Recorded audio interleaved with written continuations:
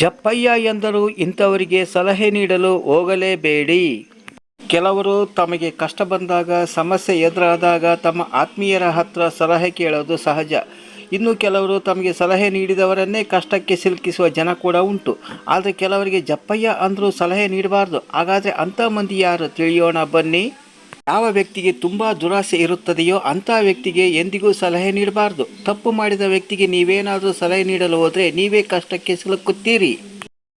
ಸಣ್ಣ ಪುಟ್ಟ ಕೆಲಸಗಳಿಗೆ ಅನುಮಾನ ಪಡುವಂಥ ಜನರಿಗೆ ಎಂದಿಗೂ ಸಲಹೆ ಕೊಡಬೇಡಿ. ಯಾವ ಕೆಲಸ ಮಾಡಿ ಕೊಡಬೇಡಿ. ಯಾಕೆಂದರೆ ಕೆಲವೇ ದಿನಗಳಲ್ಲಿ ಇಂಥವರು ನಿಮ್ಮ ವಿರುದ್ಧ ತಿರುಗಿ ಬೀಳುವ ಲಕ್ಷಣಗಳು ಸಾಕಷ್ಟು ಉಂಟು.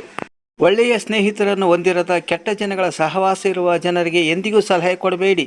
ನೀವು ಎಷ್ಟೇ ಉತ್ತಮ ಸಲಹೆ ನೀಡಿದರೂ ಅದನ್ನು ಅವರು ತಪ್ಪಾಗಿಯೇ ತಿಳಿದುಕೊಳ್ತಾರೆ.